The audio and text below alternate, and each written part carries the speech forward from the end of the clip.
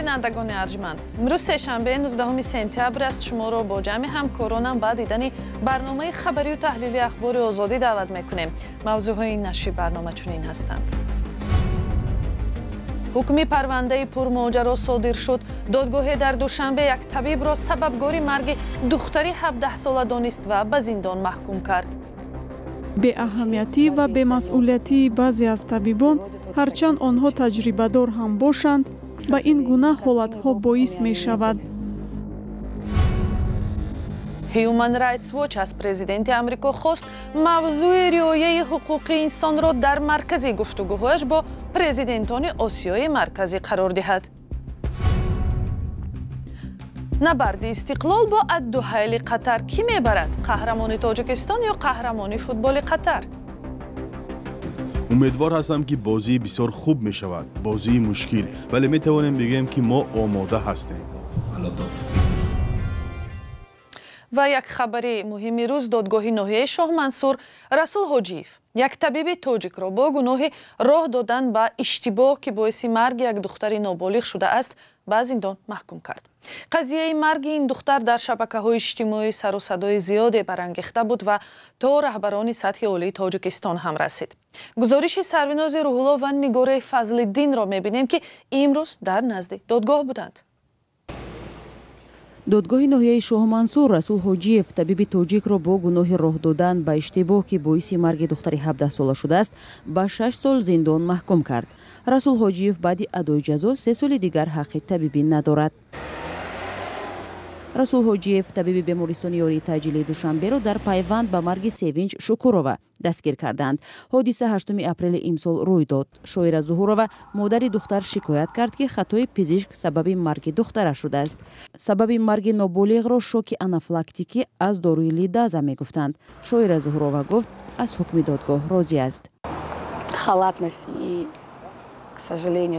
متاسفانه من فکر میکنم که به اهمیتی و به مسئولیتی بعضی از طبیبان، هرچند آنها تجربه دار هم باشند، به این گونه حالتها باعث می شود. تجربه نه، مسئولیت مهمتر است. این زندگی آدمی است. ما به طبیبان باور داریم و برای این نزد آنها می آییم. با قول شاهدان رسول حاجیف هنگام سخن آخرین در دادگاه از مادر دختری ففیده عذر خواسته گفته است هیچگاه نمیخواست چنین حادثه رخ دهد. طبیب همچنین از دادرس خواسته است پدر 4 کودک نابالغ بودن او را نیز به نظر بگیرد. در حال حاضر نظر پیوندان طبیب معلوم نیست و آنها حاضر نیستند با رادیو آزادی صحبت کنند، ولی شرکتداران مرافعه دادگاهی گفتند که طبیب بعد از حکم دادگاه اظهار ناراضگی کرده است. معلوم نیست پیوندان پزشک از حکم شکایت میکنند یا نه. در نیم سال در تاجیکستان علیه 41 پزشک پرونده جنایی باز شده است. و اکنون می رویم به آمریکا. در آستانه نشست نخستین پرزیدنتان 5 کشور آسیای مرکزی و ایالات متحده آمریکا در نیویورک، سازمان دیدبان حقوق بشر خواسته است که رئیس جمهور آمریکا جو بایدن در این ملاقات از جمله با امام علی رحمان وضع حقوق انسان را در میان گذارد. انتظار می رود ملاقات امروز 19 سپتامبر در حاشیه جلسه مجمع کل سازمان ملل دایر شود. اسکندر خواجه میرزاده گزارش می‌دهد. امروز در نیویورک هفته سطح عالی مجمع عمومی 78 سازمان ملل متحد آغاز می‌یابد. پیش بینی می شود که در نشست روز دوشنبه پرزیدنت ایالات متحده آمریکا جو بایدن و رهبران ترکمنستان، قرقیزستان، قزاقستان و ازبکستان از منبر سازمان ملل متحد سخنرانی خواهند کرد. پیام پرزیدنت تاجیکستان امام علی رحمان فردا 20 سپتامبر ارائه خواهد شد. روز دوشنبه رهبر تاجیکستان امام علی رحمان با دبیر کل سازمان ملل متحد آنتونیو گوترش ملاقات کرد. خدمات مطبوعاتی پرزیدنت تاجیکستان نوشته است که در رفت این صحبت مسئله های همکاری تاجیکستان و سازمان ملل متحد و نهادهای آن، اینچنین روزنامه مباحثه های عمومی اجلاس 78 مجمع عمومی سازمان ملل متحد مورد بررسی قرار داده شد. دیروز در نیویورک سمیت رشد استوار دایر گشت که در آن در قطار رهبران ممالک گوناگون عالم پرزیدنت های قزاقستان و قرقیزستان حضور داشتند. امروز در حاشیه مجمع عمومی واخوری پرزیدنت ایالات متحده آمریکا جو بایدن با رهبران 5 کشور آسیای مرکزی مد نظر است. خبرگزاری اسوسییتد پرس با تکیه به مشاور امنیتی قصر سفید جیک سولیوان نوشته است که در این ملاقات امنیت منطقه، تجارت، تغییر اقلیم، اصلاحات نظام دولتداری کشورهای آسیای مرکزی و مسائل‌های دیگر بحث می‌شوند. روز 18 سپتامبر دیدبان حقوق بشر هیومن رایتس واچ در اظهارات گفت حمله روسیه به خاک اوکراین توجه را به منطقه استراتژی آسیای مرکزی دوباره زیاد کرد. ولی جو بایدن نباید اجازت بدهد که این وضع به مسئله داغ حقوق بشر سایه اندازد. در اظهارات هیومن رایتس واچ از چند مورد جدی پایمال شدن حقوق انسان در آسیای مرکزی یادآوری شده است. از جمله مؤلفان گزارش دیدبان حقوق بشر از آن ابراز تشویش کردند که حکومت تاجیکستان سرکوب حقوق و آزادی‌های بنیادی انسان را در سالهای اخیر بیشتر کرده است. هیومن رایتس واچ میگوید مقامات در سالهای 2021-2022 اعتراضهای آسایشته در ولایت مختار کوهستان بدخشان را بیرحمانه پخش کردند. علیه حامیان حقوق بشر با اتهام‌های ساخت پرونده گشوده از آنها قصاص گرفتند. بسیاری از سازمان‌های اجتماعی را از بین بردند. مقامات تاجیکستان به این اظهارات هنوز واکنش نکردند، اما در گذشته چنین تنقیدها را رد نموده بودند. مقامات بارها گفتند که در ولایت مختار کوهستان بدخشان گروه‌های جنایی را سرکوب کردند و روزنامه‌نگاران و فعالان جامعه شهروندی برای همکاری با سازمان‌های ممنوع زندانی شدند. دیدبان حقوق بشر گفته است ایالات متحده پیش از مستحکم کردن رابطه با تاجیکستان باید وضع وخیم حقوق بشر را بهتر کند و در این سمت پیشرفت‌های مشخص به دست آورد.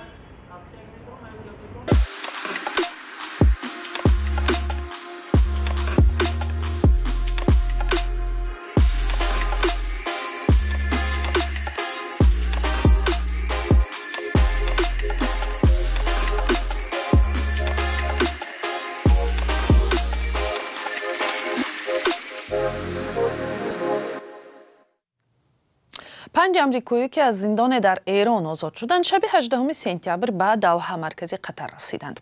رهایی آنها در عوض آزادی 5 ایرانی از زندان‌های آمریکا و دسترسی تهران به 6 میلیارد دلار مسدود شده‌اش در بانک‌های خارجی امکان پذیر شد. که مرسیاتا گزارش می‌دهد. آزادی پس از چند سال انتظاری و طلب و رد و بدل‌ها.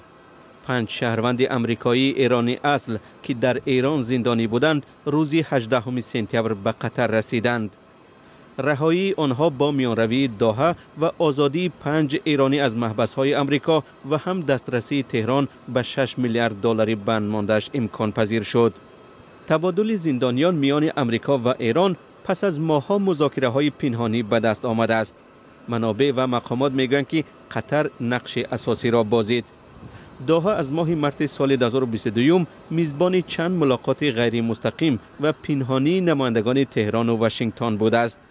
در دورهای اول برنامه هسته‌ای ایران در میان بوده، سپس به سبب پیچیدگی موضوع آن را به تبادل زندانیان تبدیل دادند. واشنگتن ماه سپتامبر اجازه داد که 6 میلیارد دلار بند مانده ایران به بانک‌های قطر گذرند. دوحه اکنون نظارت می‌کند که حاکمان ایران این پول را به خریدن مال‌های زیر تحریم خرج نکنند. پول ایران در کره جنوبی یکی از مشتریان نفت این کشور درمانده بود. سال 2018 و بعد از سخت‌تر شدن تحریم‌های امریکا علیه جمهوری اسلامی. امروز می‌خواهم جهان را درباره کوشش‌های ما برای پیشگیری ایران از دستیابی به سلاح هسته‌ای خبردار کنم. این اقدام بعد از آن صورت گرفت که دونالد ترامپ کشورش را از سازش هسته‌ای ایران و 6 قدرت جهانی بیرون کرد. این سازش سال 2015 امضا شده بود. دشمنی با امریکا همیشه بهانه گردهمایی روحانیان در ایران است.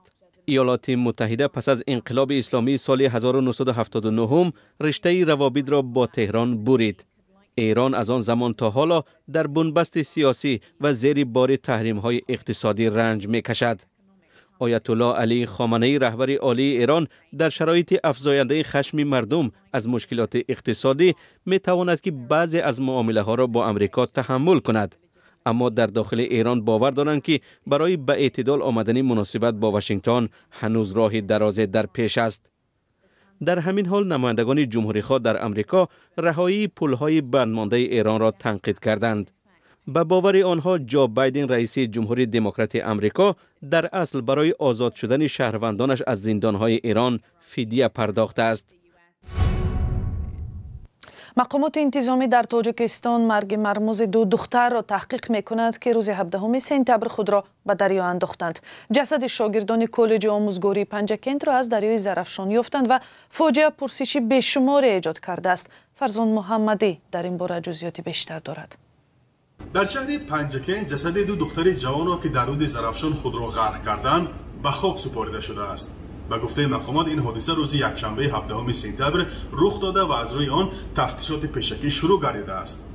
لحظه به آب افتیدن دختران نابالغ در کامراهای نظارتی نیز ثبت شده است. این 2 دختر 17 ساله را که به دلایل اخلاقی نامناسبشان گفته نمی شود، قادر چاریف یک کارمند کمیته حالتهای فوق‌العاده در شهر پنجکند از آب بیرون آورده است. و میگوید وقتی این حادثه را فهمیدم زود به جستجویش به آب درآمدم و تقریبا بعد 2 ساعت غرق گردیدنشان پیدا کردم. دستی هر دویشان به همدیگر بسته بودند. این حادثه به گفته شاهدان و از روی نشاندادهای دوربین تقریبا نصف روزی رخ داده و تا بیگاه برای تشخیص به مقامات سپرده شده است. سبب به خودکشی دست زدن آنها نامعلوم است. نزدیکان و همدرسانشان میگویند حس نکردند که آنها با مشکل درگیرند.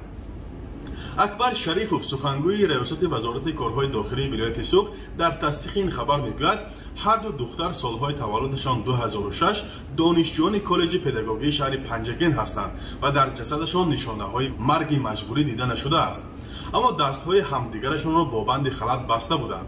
حالا از روی این حالت تفتیشات رفته ایستاده است، گفت اکبر شریفوف. با اطلاع دریافتی نورسان در آب به هلاکت رسیده زادگان دهه شرشره جماعت چیناری شهر پنجکند بودند. چند همصحبت ما از دهه شرشره درباره این عائله‌ها گفتند که در شرایط میانه زندگی داشتند و پدر هر 2 دختر هم در مهاجرت مهنتی قرار داشتند. آنها روز 18 سپتامبر برای دفن فرزندانشان آمده بودند. ولی چیزی که واقعه را اسرارآمیز کرده است دستان بسته آنها و یکجا در آب غرق شدنشان است. هر سال در تاجیکستان 10 نفر بیشتر زنان و دختران به جان خود قصد می‌کنند. روانشناسان مشکلات اجتماعی، نافهمی در عائله، فشار و مسائل ناموسی را از سبب‌های این پدیده می‌نامند. و امروز در دوشنبه یک حادثه مهمی ورزشی را انتظارند. ساعت 9 بیگاه در ورزشگاه مرکزی دسته استقلال نخستین بازیش را در مرحله گروهی لیگ قهرمان‌های کنفدراسیون فوتبال آسیا با دسته الدوحیل قطر انجام می‌دهد. برات یوسفی گزارش می‌دهد. ایگور چریفچенکو سرمربی تیم فوتبال استقلال یک روز قبل از سبقت با تیم الدوحیل قطر گفت از این بازی هر نتیجه را انتظار شدن ممکن است. همه تیم‌ها قهرمان‌های کشور خودند. انتظارم که ورزشگاه از مخلصان پر خواهد شد. مخلصان این بازی را انتظار بودند که لیگ قهرمان‌ها به تاجیکستان برمیگردد. یکی از بازیگران کلیدی دسته الدوحیل قطر فیلیپ کاوتینیو و چند نفر دیگر با سبب آسیب دیدن در این بازی شرکت نمی‌کنند. اما ارنان کرسپو سرمربی تیم الدوحیل وعده داد همه کار را می‌کنند تا مخلصانشان را شاد نمایند.